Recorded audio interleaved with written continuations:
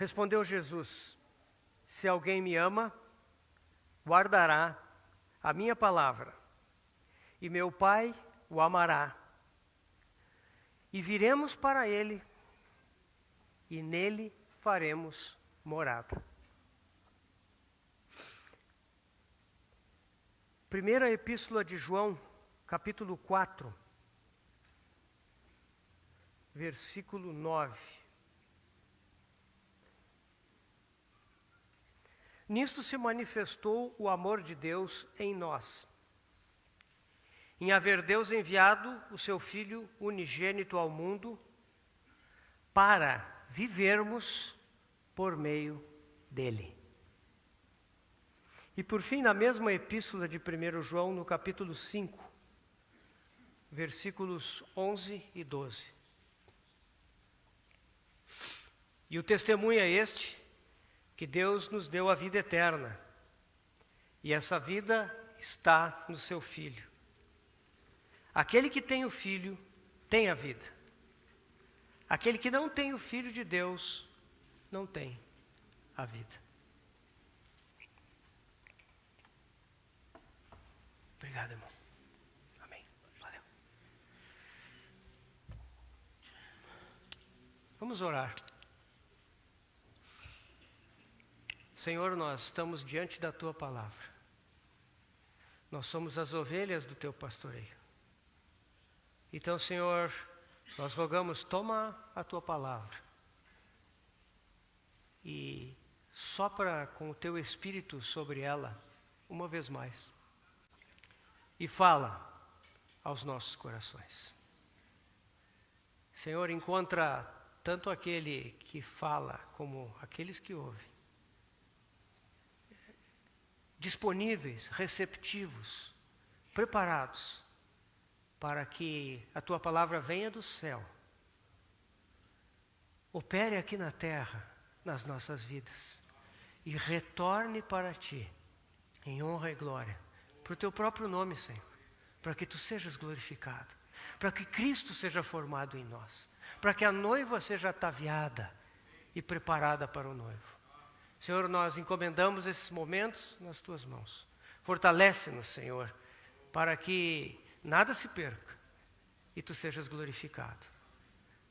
Pai, nós oramos a Ti no nome do nosso Senhor Jesus. Amém.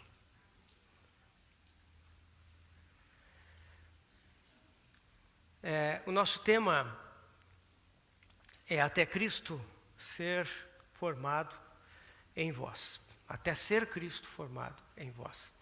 Esse é o nosso tema. E, meus irmãos, eu pretendo olhar esse tema junto com vocês em 3 sessões. Nessa primeira sessão, eu gostaria de falar sobre Cristo implantado em nós, como uma introdução ao tema dele ser formado em nós. Cristo implantado em nós. A nossa segunda sessão, pela graça de Deus, na quinta-feira, será Cristo formado em nós. Exatamente o centro do nosso tema. E a nossa terceira sessão, ela vai tratar do coroamento dessa sequência, que é Cristo glorificado em nós. Uma vez que Cristo é formado em nós, plenamente formado, isso redunda em glória. Glória para o nosso Deus e glória em nossas vidas. Então, esse será o nosso percurso nessas 3 sessões. Eu gostaria de voltar lá para Gênesis, capítulo 1, porque para nós falarmos desse tema, Cristo formado em nós, eu gostaria que nós olhássemos algo sobre o propósito eterno de Deus ao criar o homem. Gênesis 1, de 26 a 28. Também disse Deus: façamos o homem à nossa imagem, conforme a nossa semelhança. Tem a ele domínio sobre os peixes do mar, sobre as aves dos céus, sobre os animais domésticos, sobre toda a terra e sobre todos os répteis que rastejam pela terra. Criou Deus, pois, o homem, a sua imagem, a imagem de Deus o criou. Homem e mulher os criou. E Deus os abençoou e lhes disse: sede fecundos, multiplicai-vos, enchei a terra e sujeitai-a. Dominai sobre os peixes do mar, sobre as aves dos céus e sobre todo animal que rasteja pela terra. Então aqui nós temos o relato dentro de toda a criação de Deus, o relato da criação do homem. É curioso que somente na criação do homem surge essa manifestação do conselho da Trindade. Antes da criação do homem, a descrição da criação é apenas uma declaração que Deus fez todas as coisas, né? Mas quando o homem é criado, aí nós vemos que a Trindade dialoga entre si. Por quê, irmãos? Porque a criação do homem é um evento central na criação de Deus. Então a Trindade dialoga entre si dizendo: façamos o homem à nossa imagem, conforme a nossa semelhança. E aí então o texto descreve a singularidade do homem, que foi criado à imagem e semelhança de Deus. O homem tem um espírito, ele foi criado com um espírito. E nesse espírito, ele pode receber a vida divina para ter comunhão com Deus. O homem foi criado com uma alma, ou seja, com uma personalidade. Uma personalidade individual, tal como Deus a tem. E por causa disso, ele pode, por meio da sua personalidade, voluntariamente se relacionar com Deus, como pessoa que é.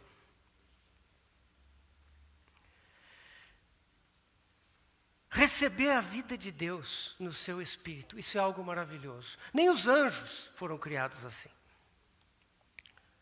E nada mais na criação foi criado assim. O homem, então, ele tem uma personalidade, ele pode, por vontade própria, interagir com Deus, se relacionar com Deus.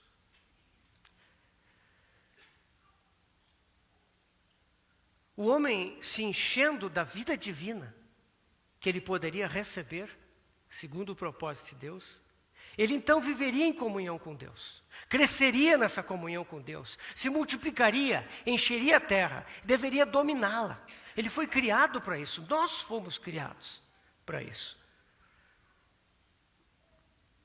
Nós podemos pensar um pouco mais. Por que Deus nos fez? Qual foi o objetivo dele em nos criar?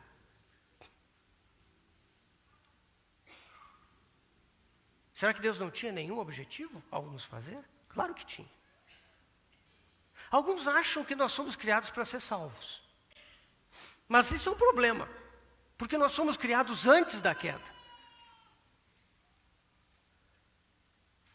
Portanto, Deus tinha um objetivo conosco anterior à queda, anterior ao pecado. E, portanto, nós não fomos criados para ser salvos, não. Ao contrário, nós fomos salvos para poder retornar ao intento inicial de Deus. Nós temos, irmãos, um conceito errado de que, aos olhos de Deus, tudo gira em torno do nosso pecado, da nossa ruína, da nossa restauração. Parece que Deus está totalmente dedicado a salvar pessoas, apenas, livrá-las do inferno e do juízo, dar para elas a garantia de que viverão eternamente. E que depois disso, Deus vai cuidar de dar prosperidade material, de dar saúde, e de levar essas pessoas a viver as suas vidas, até o dia em que Ele chama elas para irem para o céu. Mas a realidade é que Deus tem algo muito maior para nós como propósito. Qual foi a motivação de Deus ao nos criar? Nós sabemos, meus irmãos, que Deus não tem necessidade alguma de criar ao mundo e o universo e a nós. Deus, desde a eternidade passada, Deus Pai, Deus Filho, Deus Espírito, Deus é absolutamente autossuficiente em si mesmo. Ele não precisa de nada. Ele não precisa de algo que lhe dê alegria, além da sua comunhão eterna entre si, entre as pessoas da Trindade. Ele é totalmente autossuficiente em si mesmo. Mas por que motivo Deus nos criou? O motivo é o amor de Deus. Deus é amor. Deus não tem amor dentro de si apenas. Deus não tem esse sentimento de amor para com os seus filhos apenas. Não. Deus é amor. O amor faz parte da natureza de Deus.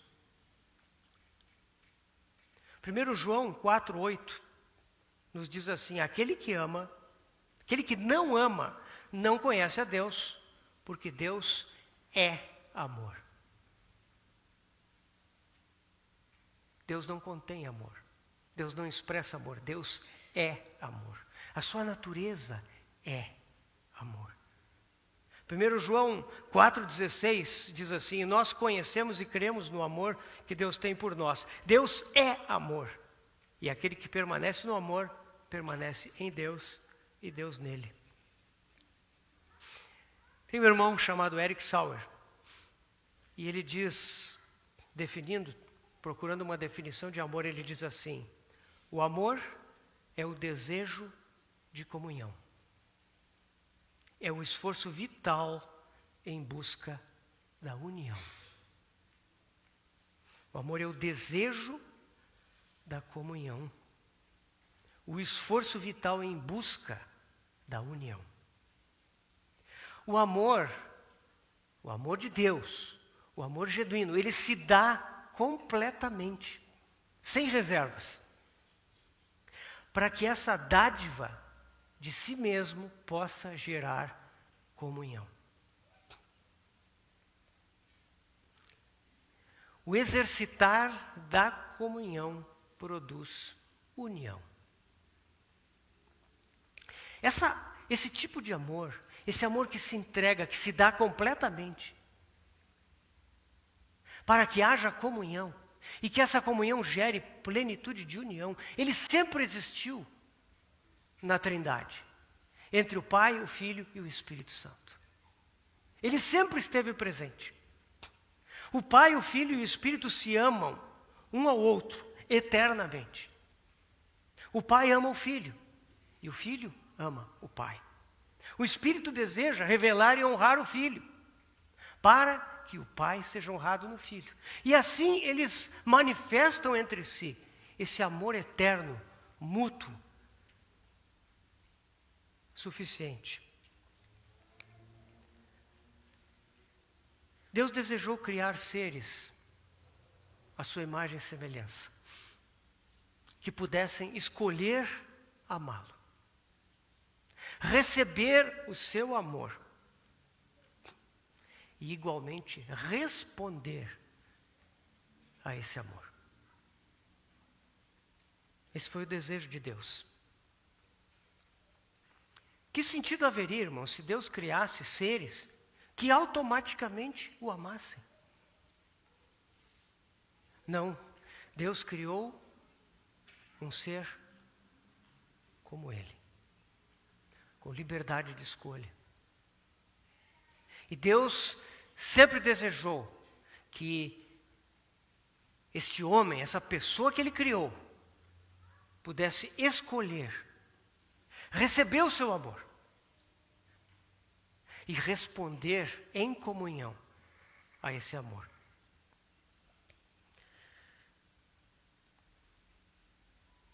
O propósito de Deus é que o homem, recebendo da vida de Deus, do amor de Deus, sendo enchido com esse amor, e respondendo a esse amor, pudesse encher o universo com o amor de Deus e assim glorificá-lo.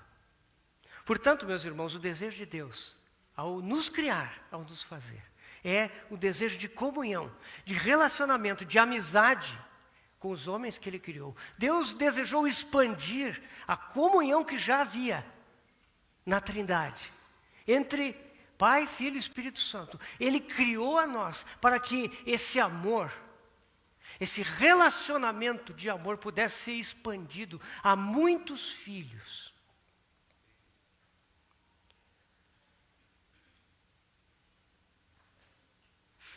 Esse propósito original de Deus não foi mudado com a queda do homem.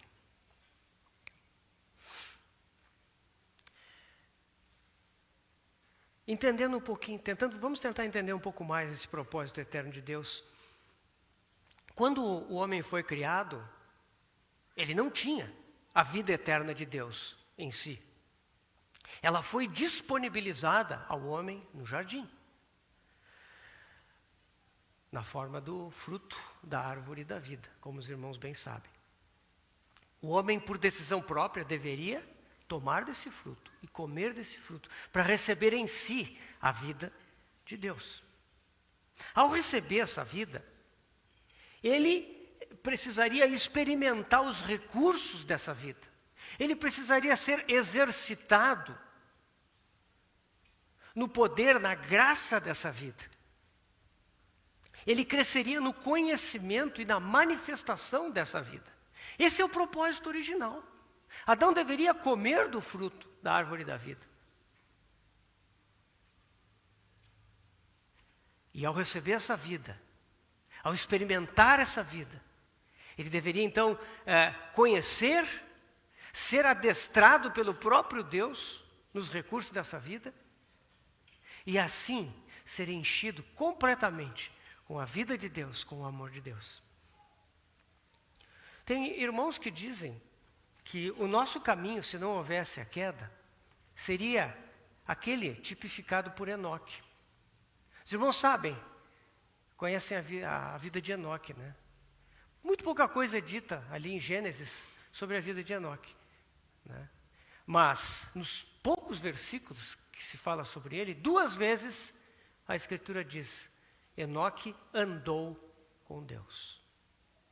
Enoque andou com Deus.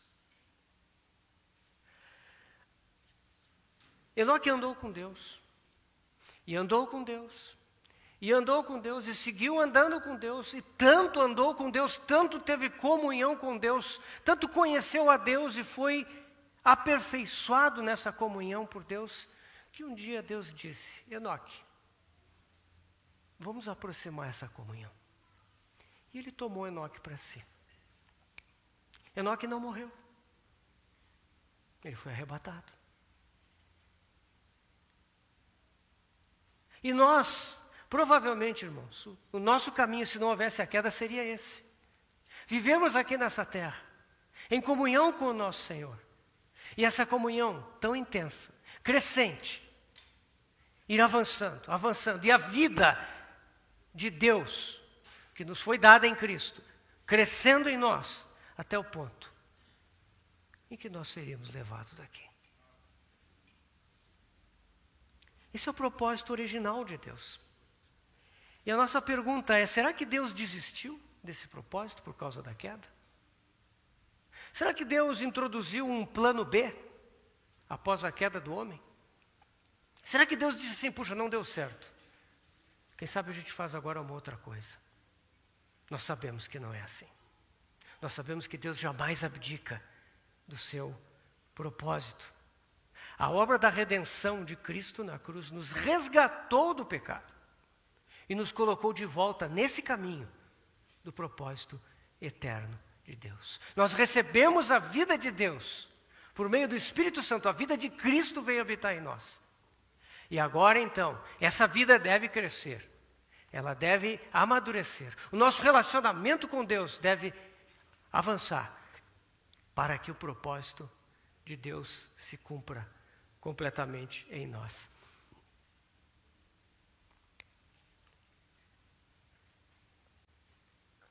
Então Deus nos criou por causa do seu amor. Porque esse amor tão grande, esse amor incontido, esse amor que sempre deseja se expandir e extravasar, o amor de Deus é assim. Esse amor levou Deus a nos criar, para que Ele pudesse ter esses muitos filhos. E Ele pudesse então derramar o seu amor sobre esses filhos. E o seu amor ser reciprocamente respondido por nós.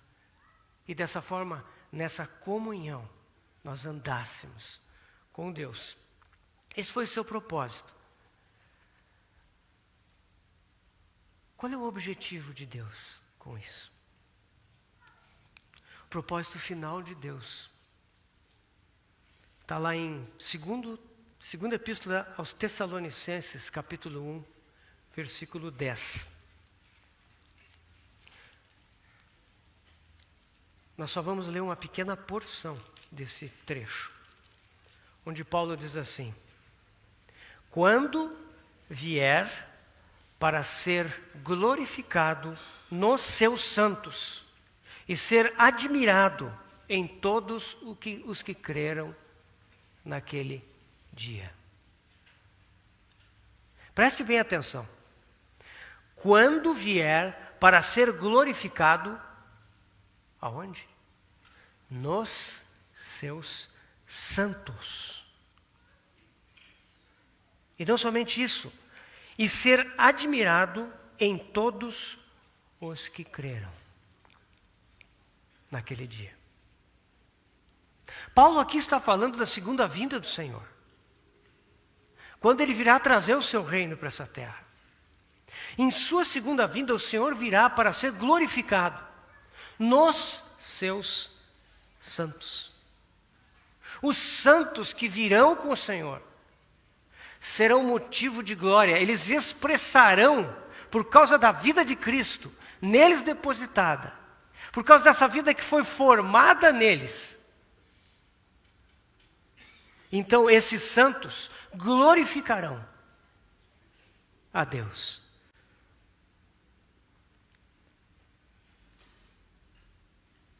Todos os anjos verão isso. Todos os que estiverem vivos na terra, no momento da segunda vinda do Senhor, verão isso. Isso será público. Os santos proverão glória para o nosso Senhor, porque Cristo terá sido formado neles. E o Senhor será admirado em todos os que creram naquele dia. Irmãos, vocês percebem o propósito de Deus conosco? Glória. Glória em nós, para Ele. Glória de Cristo, formado em nós, para Ele. Esse é o desejo de Deus. No seu amor Ele nos criou para ter comunhão com Ele. E Ele deseja que essa comunhão nos transforme, como diz lá em 2 Coríntios, de glória em glória, a sua semelhança, para que Ele seja glorificado em nós. Esse é o propósito pelo qual nós somos feitos. E quando nós falamos de Cristo formado em nós, é preciso entender isso. Por que Deus deseja formar Cristo em nós? Por que o Espírito Santo vem para que Cristo seja formado em nós? Porque há um desejo de Deus, não só de estender a comunhão que já há na Trindade, não só de derramar o seu amor plenamente em criaturas que livremente o escolhem, se dão para Ele, respondem ao seu amor, entregando as suas vidas. Mas Ele também deseja que essas vidas que estão em comunhão com Ele sejam instrumento da sua própria glória. Pela glória da vida de Cristo habitando neles e manifestada neles mesmos.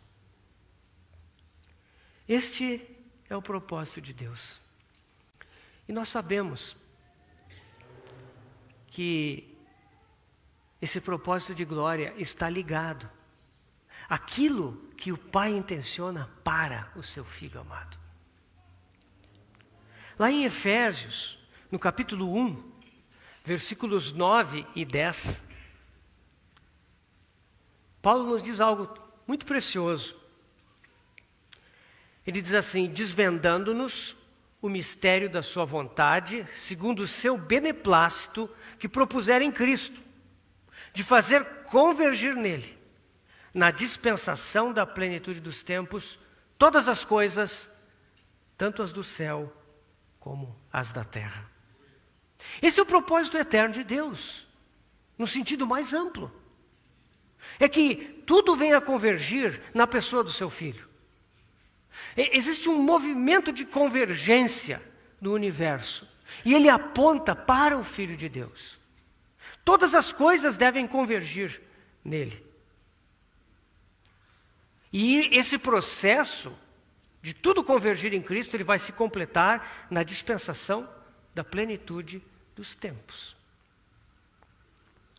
Quando a dispensação da plenitude dos tempos ocorrer, então Cristo será realmente o centro de tudo e de todas as coisas. Esse processo já começou. Quando começou? Começou quando o nosso Senhor ressuscitou, ascendeu aos céus e recebeu do Pai o livro, a escritura do universo. O nosso Senhor hoje está assentado à destra do Pai, nas alturas, e Ele está levando a cabo todo o propósito do Pai, desde o momento em que se assentou lá. Nosso Senhor não está sentado no trono esperando para começar a abrir esse livro em algum momento, não. Ele está executando toda a vontade de Deus. E essa vontade será completada. Tudo está convergindo nele. Isso inclui a criação toda e de uma forma especial as nossas vidas. Meu irmão, não pense que o pecado alterou em alguma forma esse propósito. Não seja enganado. Deus está fazendo isso. Isso está acontecendo hoje. Se nós não virmos, se nós não tivermos olhos para ver, nós talvez vamos ficar desconectados do cronograma de Deus. Mas isso está acontecendo. Talvez nós não vejamos isso com os nossos olhos físicos. Talvez nós estejamos concentrados em ver esse mundo, como esse mundo tem se desviado, como esse mundo tem se degenerado, se afastado dos planos e propósitos de Deus. Talvez nossos olhos estejam olhando a igreja num sentido externo e nós estejamos muito decepcionados.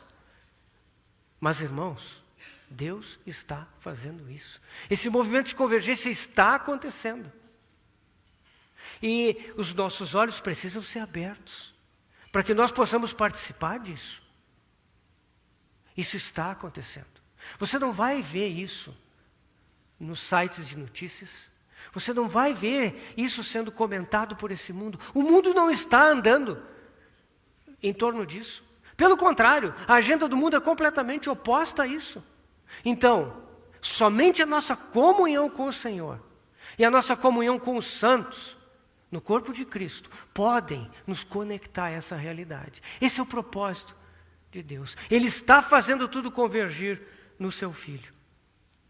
Efésios 1, 22 e 23 nos diz assim: e pôs todas as coisas debaixo dos seus pés, e para ele ser o cabeça sobre todas as coisas, o deu à igreja, a qual é o seu corpo, a plenitude daquele que a tudo enche em todas as coisas. Esse é o propósito eterno de Deus. Encher tudo e todas as coisas com o seu Filho, Jesus Cristo. Ele está fazendo isso. O Pai já tinha plena satisfação com o seu Filho antes da encarnação. Mas quando o seu Filho veio em carne e viveu aqui nesse mundo, então o Pai encontrou plena satisfação no homem. 2 vezes o Pai afirmou verbalmente: este é o meu Filho amado, em quem me comprazo, em quem tenho prazer. Ali nós vemos Deus expressando seu prazer no homem que Ele havia criado por meio do nosso Senhor Jesus Cristo. Ele veio em carne e Ele foi aquele homem segundo o coração de Deus, em plenitude.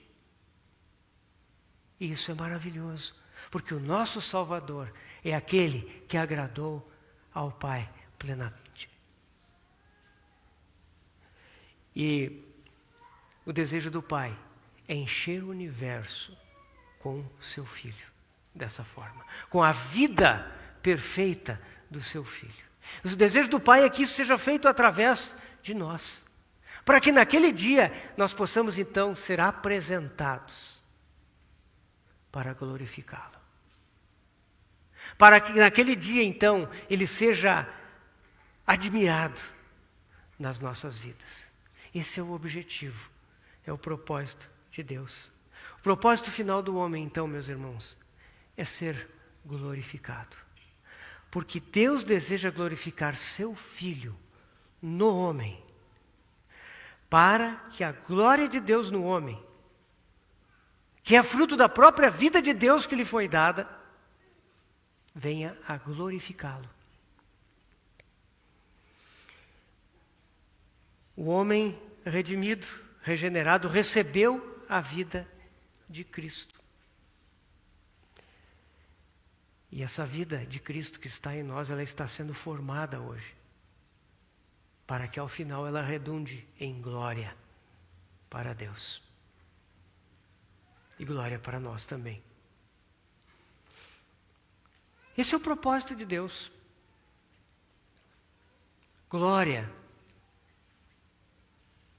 naquele homem que Ele criou.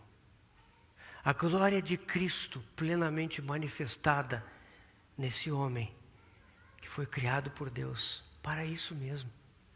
Para que contivesse em si a vida de Deus, a vida de Cristo pelo Espírito Santo, e essa vida então, crescendo, sendo formada nele, redundasse em glória para Ele. E Deus está fazendo isso hoje. No entanto, se nós olharmos a história da humanidade, a carreira do homem, talvez nós tenhamos dificuldades em entender que esse é realmente propósito divino. Nós olhamos a história do homem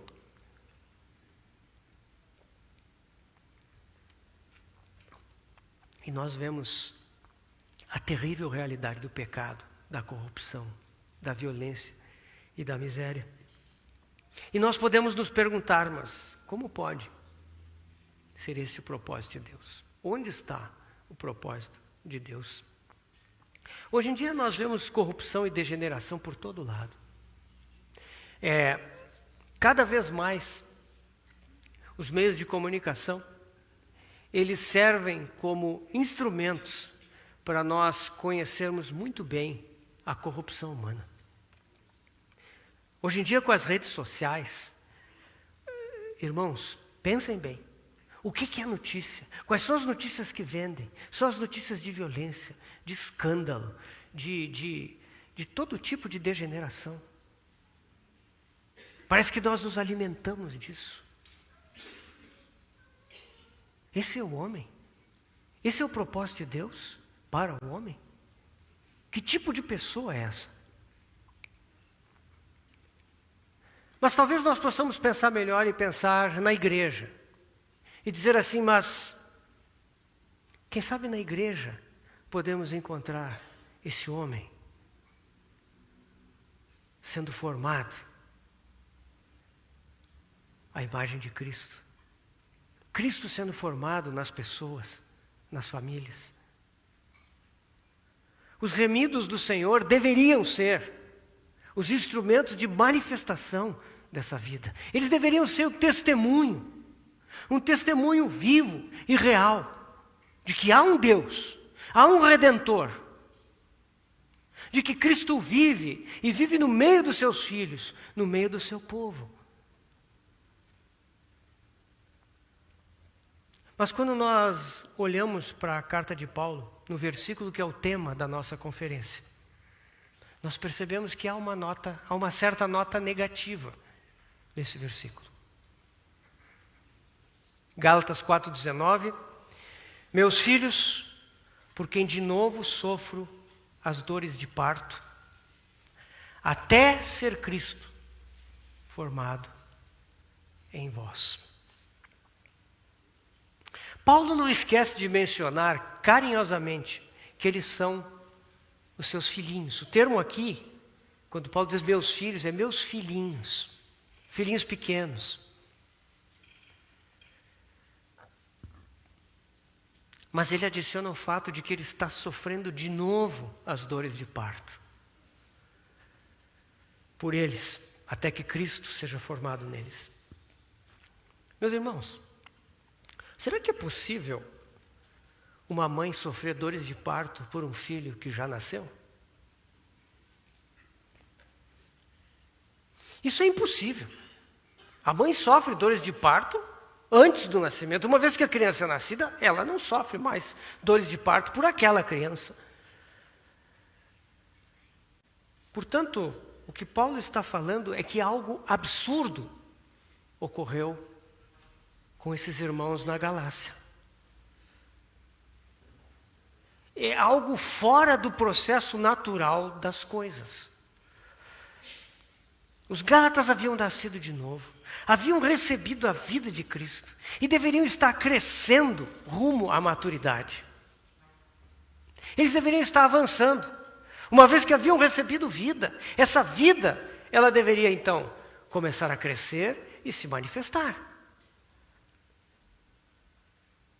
O caráter de Cristo deveria estar sendo formado neles.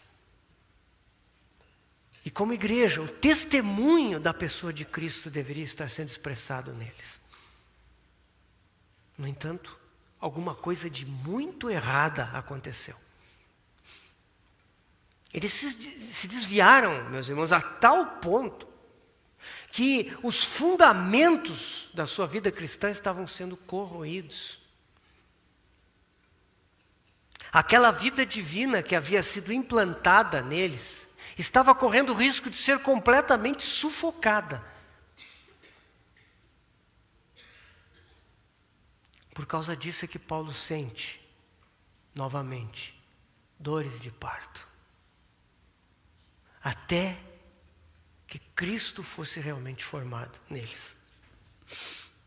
O nosso objetivo, o meu objetivo, nessas 3 sessões, não é estudar especificamente a situação dos Gálatas.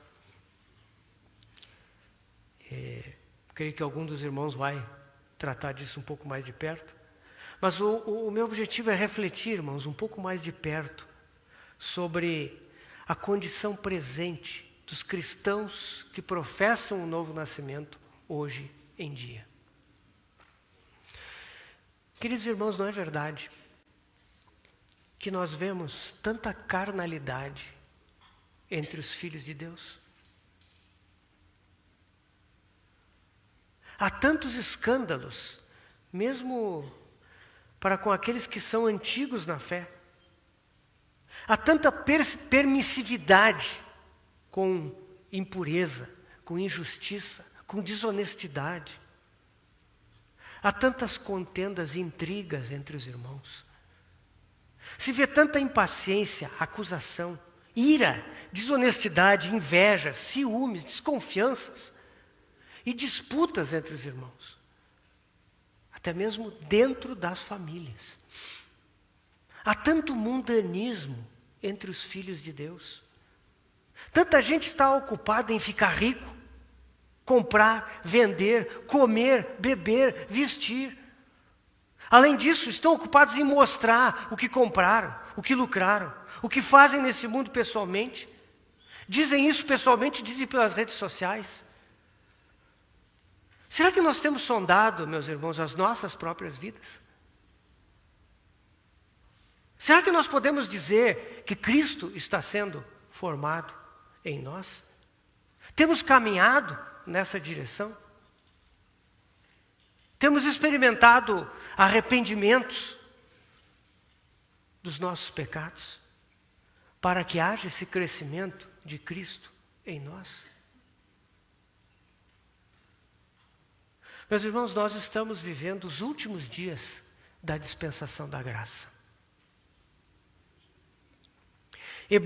A Epístola aos Hebreus começa nos dizendo, né, que nós estamos vivendo os últimos dias desde a vinda do Senhor. Havendo Deus outrora falado aos profetas, né, aí diz assim, nestes últimos dias nos falou no Filho.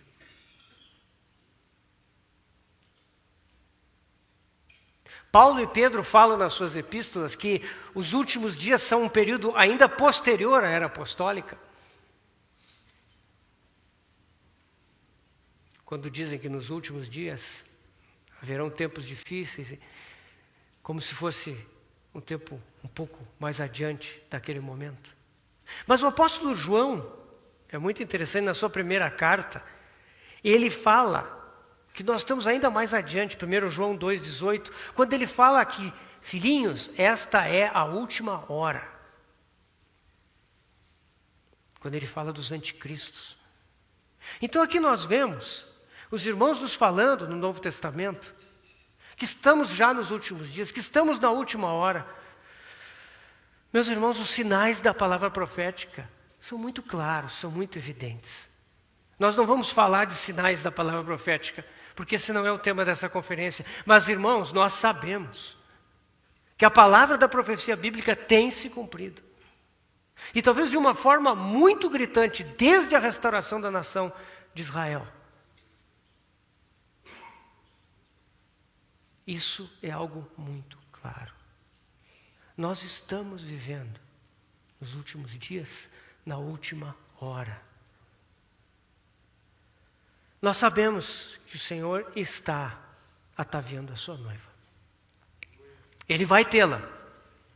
Ele vai tê-la. Ele está fazendo isso.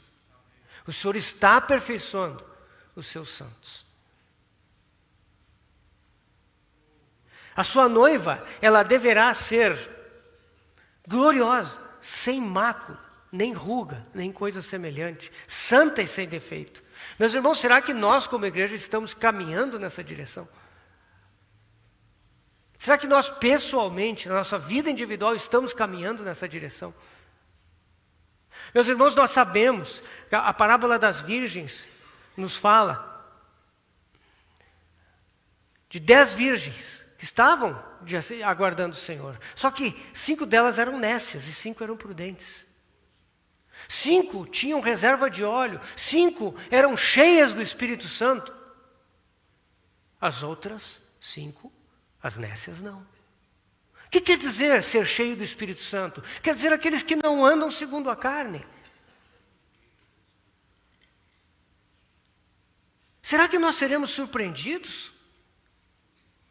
Que o Senhor nos guarde disso, né? Como nós estamos vivendo a nossa vida cristã, meus irmãos? Desde que nós conhecemos o Senhor. Temos avançado? Temos progredido? Ou será que nós temos ficado contentes com o novo nascimento? Com as bênçãos que Deus nos dá no dia a dia? Com a segurança eterna, que não entraremos em juízo, que já passamos da morte para a vida? E isso nos basta. Meus irmãos, isso é tão maravilhoso, é tão grandioso ter tudo isso. Mas o propósito de Deus é muito mais do que isso. Esse é o nosso encargo para esses dias. E nós não desejamos que haja um tom apenas negativo. Contudo, nós cremos, irmãos, que é necessário um despertar em relação ao tempo em que nós estamos vivendo. Precisamos ser sacudidos. Deus tem um propósito eterno conosco, um propósito glorioso. Um propósito muito grande. Ele fez toda a provisão para que esse propósito se cumpra no seu Filho Jesus. E Ele nos chama a participar desse propósito. Essa é a finalidade das nossas vidas e não há outra. Meus irmãos, se nós não estivermos caminhando nessa direção, da glória de Cristo em nós, nós vamos ficar frustrados com a nossa vida cristã. Porque nós somos chamados, nós não fomos salvos apenas para isso, não, nós somos criados para isso. Fomos salvos para que retornássemos a esse propósito glorioso. E, sem dúvida que há um preço a pagar nesse caminho. Mas, meus irmãos, se nós começarmos a caminhar, nós vamos descobrir que esse preço é ínfimo diante das glórias que há neste caminho. Então, que o Senhor nos encoraje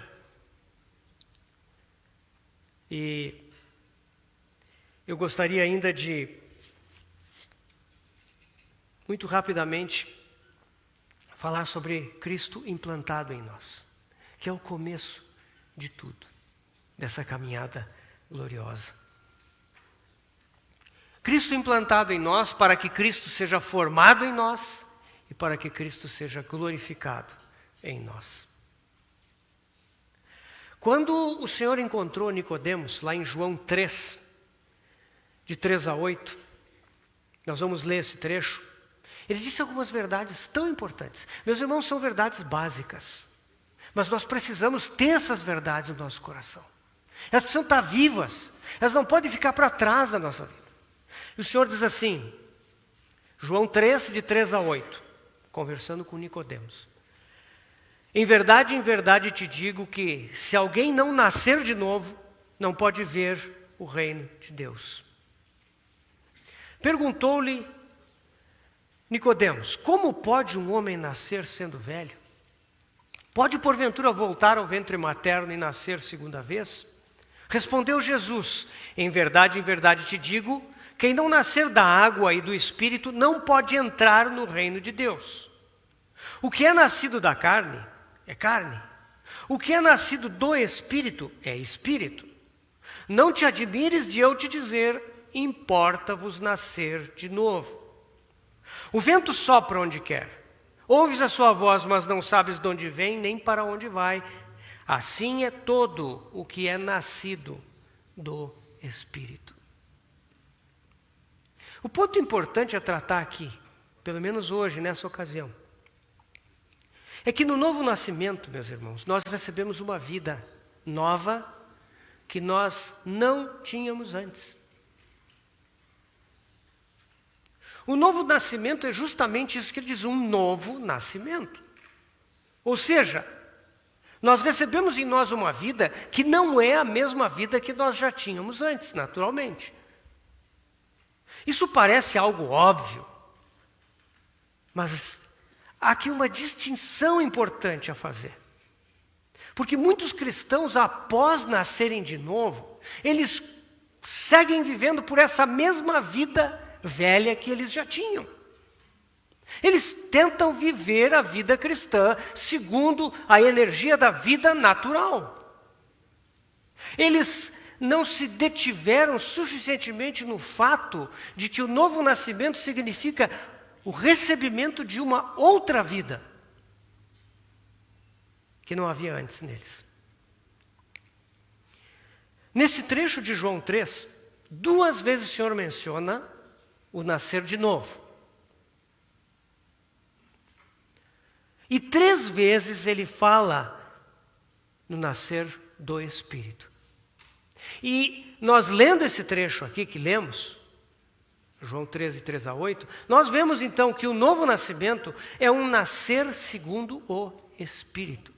O Espírito Santo de Deus vem habitar no nosso espírito. E esse é o novo nascimento. É muito importante essa distinção. O novo nascimento é o nascimento da água e do Espírito.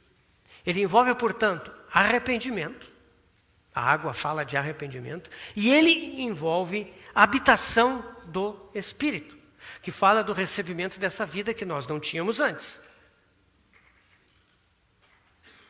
É muito interessante que o Senhor fala do vento no final desse trecho que nós lemos. O vento sopra onde quer, não é? Ouves a sua voz, mas não sabe de onde vem, nem para onde vai. Assim é todo aquele que é nascido do Espírito. Então, quando o Senhor fala isso, Ele está explicando a natureza dessa vida. Essa vida é um mistério para aqueles que não a receberam. Aqueles que não conhecem essa vida do Espírito, que nos foi dada no novo nascimento, eles não podem entender como é que a pessoa se move. E isso aqui é uma distinção importante entre viver segundo a vida velha e viver segundo essa nova vida que veio habitar em nós. Então, irmãos, é muito importante que nós percebamos o que aconteceu na nossa conversão. Tá? Isso pode parecer uma coisa muito básica, mas eu desejaria que os irmãos meditassem de forma muito atenta no fato de que quando nós nos convertemos, nós não apenas recebemos o perdão dos pecados. É claro que recebemos, e isso é maravilhoso. Os nossos pecados foram perdoados quando nós confessamos o Senhor. Né? Nós fomos livrados do juízo eterno. Né? Quem crê na minha palavra, crê naquele que me enviou, tem a vida eterna. Não entra em juízo, mas passou da morte para a vida. Isso é real. Se nós ouvimos a palavra do Senhor e cremos que Deus o enviou, então nós temos a vida eterna. Não mais morreremos. Graças ao Senhor por isso. Não entraremos em juízo. O juízo eterno, nós já passamos por ele. Porque o Senhor sofreu o juízo no nosso lugar lá na cruz. Os nossos pecados todos são perdoados. Isso é maravilhoso. Mas isso nós recebemos pela fé somente. Nós cremos que o Senhor fez isso por nós. No entanto, a nossa pergunta é: será que isso é tudo, irmãos?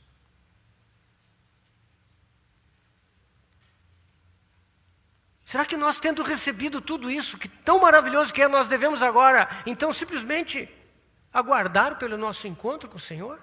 Viver do modo que pudermos? Nos reunirmos com os santos e aguardarmos o dia do encontro com o Senhor? Infelizmente, muitos cristãos vivem como se fosse assim. Eles têm entendimento claro do que Cristo fez por eles. Mas eles não compreendem que Cristo veio viver neles. Sim, graças ao Senhor pelo que Ele fez por nós, irmãos. Mas será que nós temos plena consciência de que Ele veio viver em nós? O texto que nós lemos lá no início de João 14, 23. Se alguém me ama, guardará a minha palavra, e meu Pai o amará, e viremos para Ele e faremos nele morada.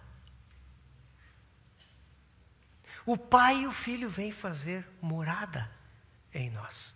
Um pouquinho antes desse versículo em João, o Senhor falou sobre o Espírito Santo, sobre o Consolador. E Ele disse: Ele habita convosco e estará em vós. O Espírito Santo já estava ali com eles, todo o tempo. Mas o Espírito Santo, quando o Senhor enviasse, na sua ascensão, quando Ele enviasse o Espírito Santo não estaria apenas ali com eles, mas estaria neles, dentro deles, habitando neles. O Espírito Santo habita em nós e Ele traz junto a presença do Pai e do Filho.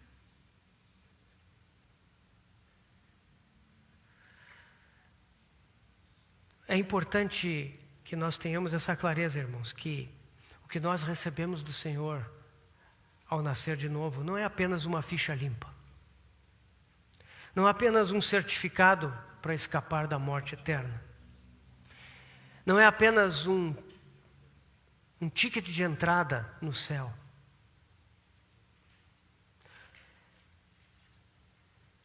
Nós recebemos uma pessoa no nosso espírito.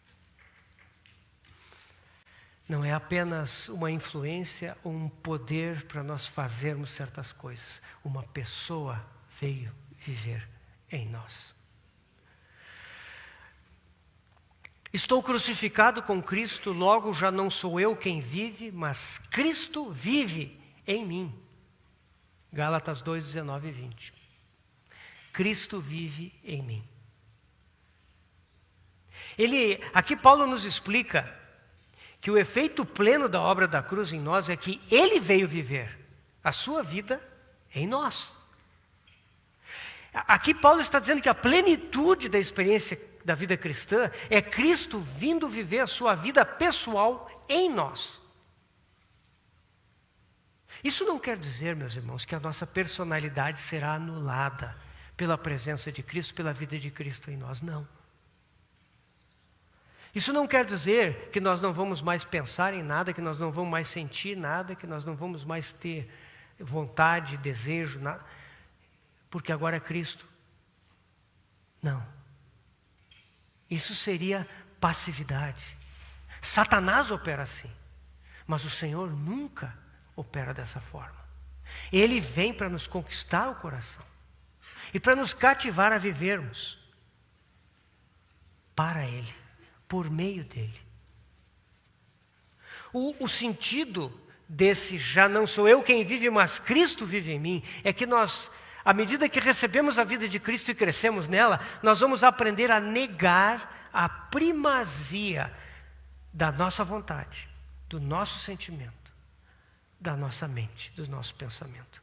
Nós vamos negar a primazia da nossa alma. E nós vamos aprender a ouvir essa pessoa que está dentro de nós. Antes de nos convertermos, antes da regeneração, nós andávamos no automático. Nós, como pessoas caídas, nós estávamos completamente contaminados, porque Adão comeu da árvore do conhecimento do bem e do mal, e por causa disso ele vivia segundo a sua alma.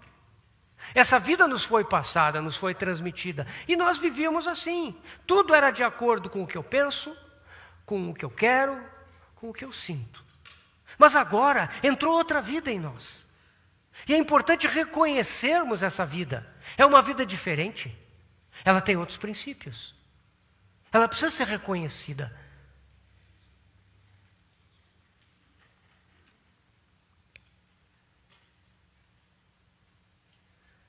O caráter pessoal dessa vida é muito importante.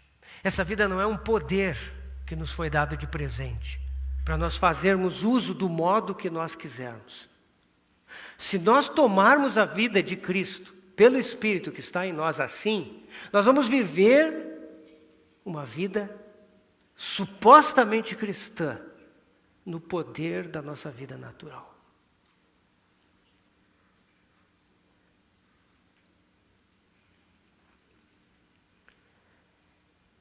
Então, meus irmãos, o que deve ficar claro para nós nesse primeiro momento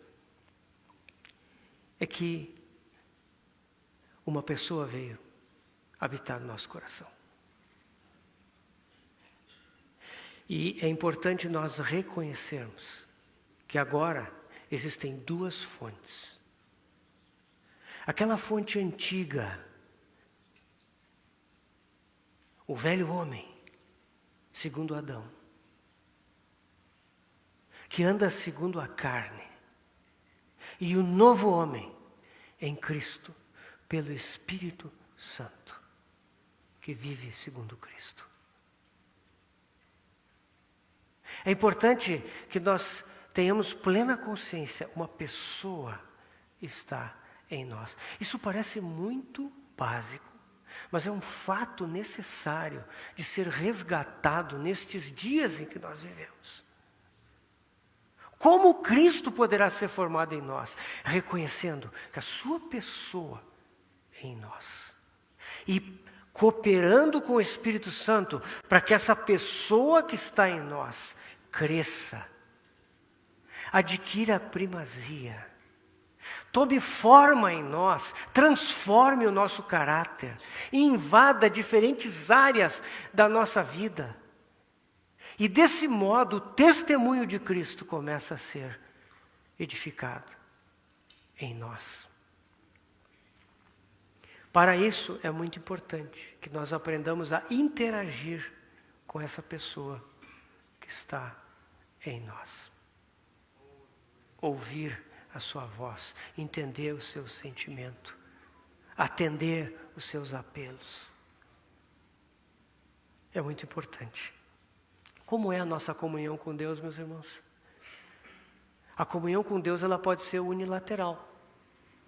Nós podemos buscar a Deus naquilo que nós precisamos, naquilo que nós cremos que é a nossa necessidade, e nós o buscamos, e esperamos que Ele nos atenda. Quando Ele nos atende, nós agradecemos, e aí nós vamos estar precisando de outras coisas.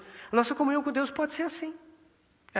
Esse é um tipo de comunhão unilateral. Eu e Deus. Mas, se nós queremos interagir com essa vida, é necessário aprender a ouvir a Deus. Ouvir a Deus no nosso interior. Ouvir a sua voz. Entender os apelos dessa voz que habita em nós.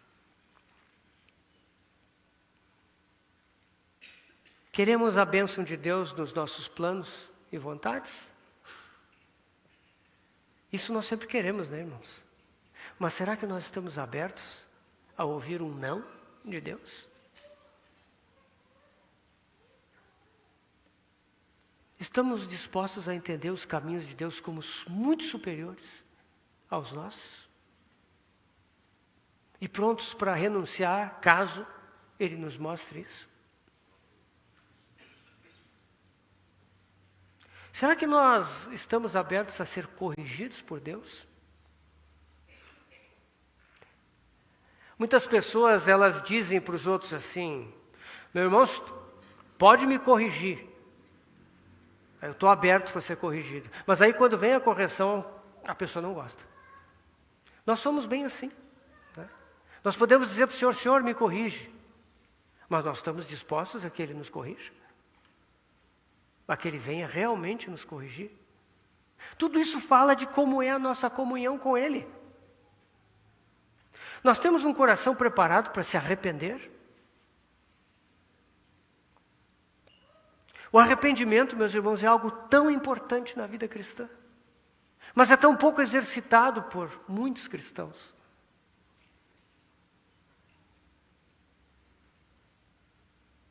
Todos nós tropeçamos em muitas coisas, como diz Tiago. Costumamos confessar os nossos pecados a Deus? Essa é uma disciplina cristã muito importante. Confessar os nossos pecados. Nós vamos ver isso na próxima ocasião, um pouco melhor. Mas essa é uma disciplina cristã, a confissão de pecados. E muitas vezes, quando nossos pecados envolvem a outros, nós temos que confessar aos outros. Isso é um indício de uma relação, de interação entre nós e o nosso Deus. Então essas perguntas todas servem para sondar o nosso coração em relação à nossa comunhão com essa vida que veio habitar em nós. Cristo está em cada um de nós. Ele habita em nós. E Ele deseja ser reconhecido. Ele deseja ser ouvido. Ele deseja que nós venhamos a interagir com Ele. Que nós venhamos a cooperar com Ele, caminhar com Ele, andar com Ele. Cristo em vós, a esperança da glória. O destino final desse caminhar, meus irmãos, é glória. Então, meus irmãos, que o Senhor possa nos encorajar. Nós vamos retomar isso só na quinta-feira. Então, na quinta-feira pela manhã, eu vou fazer uma pequena recapitulada nessas coisas, para que os irmãos possam novamente ter ideia aonde nós estamos. Porque nós queremos avançar nesse assunto, Cristo formado em nós. Queremos ver Ele formado em nós, formado em plenitude, para que naquele dia da vinda do Senhor, Ele seja glorificado em nós, nos seus santos. E Ele seja admirado em nós, que cremos. Que o Senhor nos abençoe e nos conduza e estejamos com os nossos corações bem abertos. Amanhã de manhã vamos continuar aqui e à noite também. O Senhor quer falar conosco. O Senhor quer nos conduzir para que Cristo seja formado em nós hoje. E isso redunde em glória para Ele e para nós que estamos andando com Ele. Vamos orar. Senhor, nós te agradecemos e queremos pedir que Tu fales aos nossos corações. Nós desejamos que Tu sejas formado em nós. Nós desejamos que Tu sejas visto em nós. Que o Teu testemunho seja reconhecido em nós. Ó Senhor, nós vivemos nos últimos dos últimos dias. E desejamos ver a Tua noiva ataviada, Senhor. Desejamos ver a Tua glória reconhecida em nós, a Tua beleza manifestada em nós, para que Tu sejas glorificado. Então, Senhor, fala conosco, fala aos nossos corações. Nesses dias de conferência, Senhor, que nada seja desperdiçado, mas que Tu possa encorajar a todos nós nessa caminhada, Senhor, para a glória do Teu próprio nome. Nós oramos em nome de Jesus. Amém.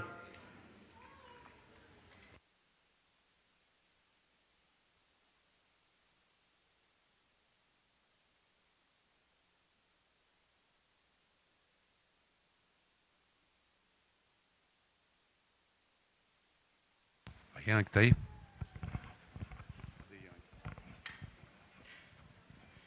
Irmãos, somos gratos ao Senhor, né, por aquilo que Ele tem nos falado dessa noite. Sei que os irmãos estão cansados, irmãos e irmãs estão cansados, mas que realmente nós possamos meditar naquilo que o Espírito Santo tem nos falado, ainda nesta noite, né, e que o Senhor possa alcançar o seu propósito, como o nosso irmão tem colocado, como nós temos orado, o seu propósito pleno para o qual Ele nos trouxe aqui esses dias, que Ele possa alcançar isso, né. Eu vou passar a palavra para o nosso irmão, ele vai dar alguns avisos, né, bastante rápido, então os irmãos aguardem só um segundinho. Obrigado.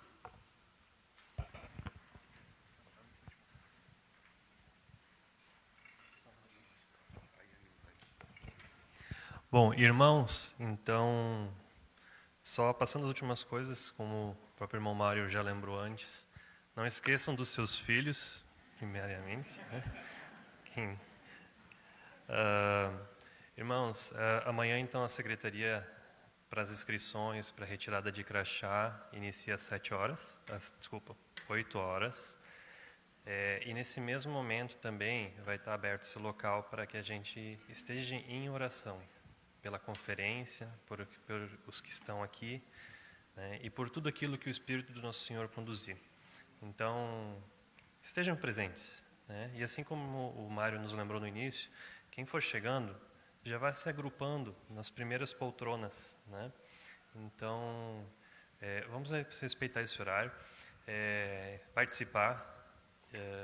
E também há um segundo aviso sobre horários.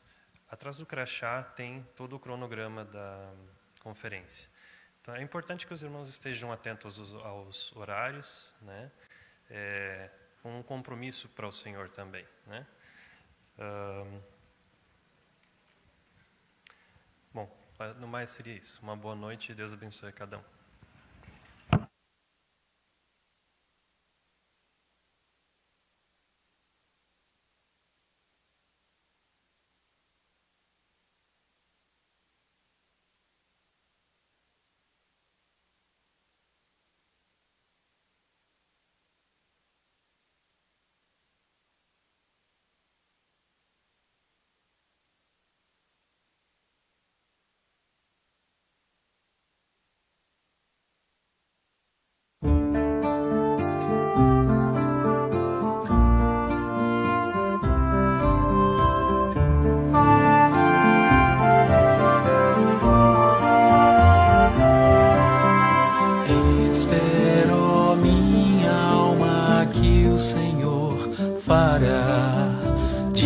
descansa enquanto vês Ele te transformar. Olha, pois Ele não tardará. Quebrou e disse: vou restaurar. Quebrou e disse: vou restaurar.